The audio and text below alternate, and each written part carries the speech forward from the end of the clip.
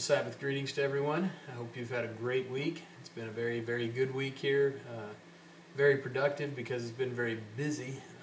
It seems to be, as usual, we're just about a week or so away from the Passover. So I know we're all very much focused on that, but there can also be certainly a lot of distractions that come our way during this time of year. So we try to cut through all those distractions and do what we're supposed to do this time of year, and spend a lot of time in reflection and certainly self-examination.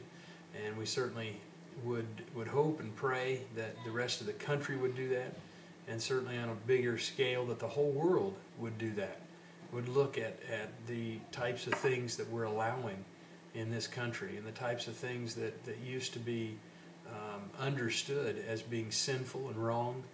It's all been turned upside down, and you can probably see in my glasses the reflection here because I've got my internet up here to the side.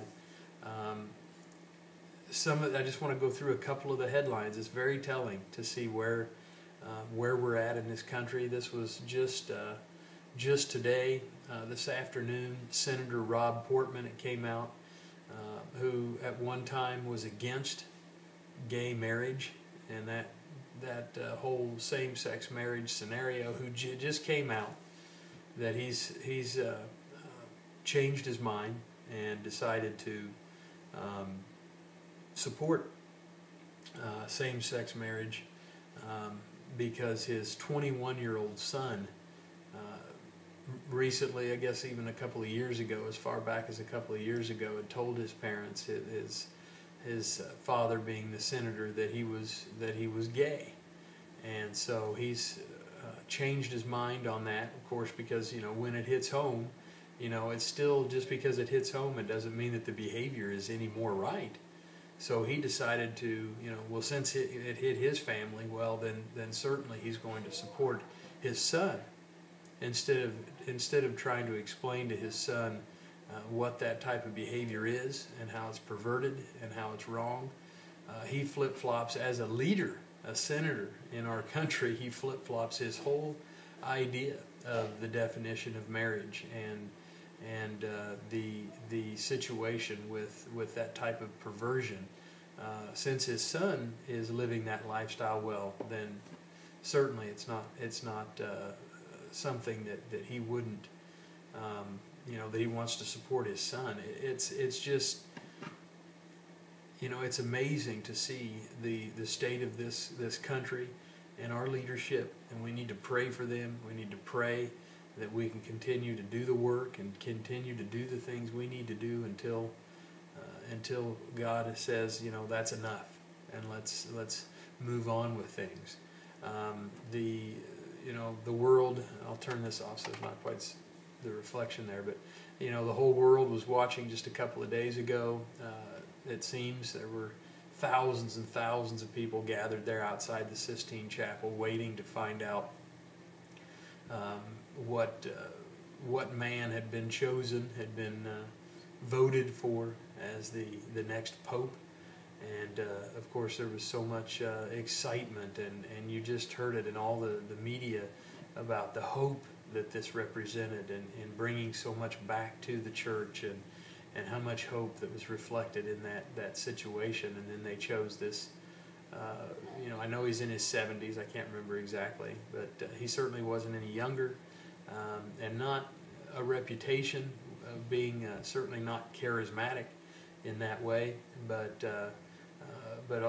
actually known to be very humble and a champion of the poor.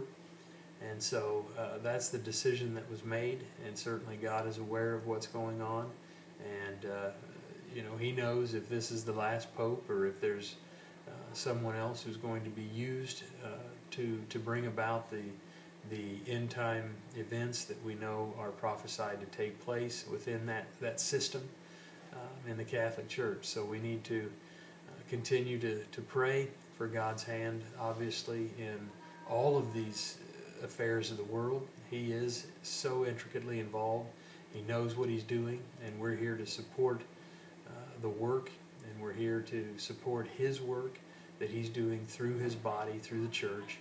and we all do that individually, we do it collectively, and we want to get behind this work so that we can, you know, finish it, so we can finish it up and see, you know, that wonderful, wonderful day when Jesus Christ will return to this earth and finally put an end to all of what we see going on around us. And this is a very hopeful time for us. We're all reflecting, we're all going through this process before Passover, but it's a hopeful time, tremendously hopeful, as we look at that commitment that we made, as we rededicate ourselves to God, and that commitment and understanding that no, we're not yet perfect, but we are so privileged and blessed to have the wonderful opportunity to know the truth now, to know and have the opportunity to take personal responsibility now, while we still have this life and while we can still draw close to God and prepare for eternity. So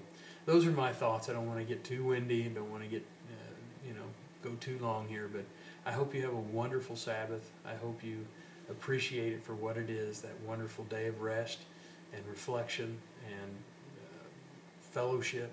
And so enjoy that aspect. We look forward to seeing the brethren in Milwaukee, where we'll be having Spokesman's Club tomorrow as well. Looking forward to that. And so I hope wherever you're at that you have a wonderful and profitable Sabbath. Take care, and we will see you all again very soon as we come together here for the Spring Holy Days very soon. Have a wonderful Sabbath, a wonderful upcoming week in preparation for the Passover next weekend. Love you all. Take care.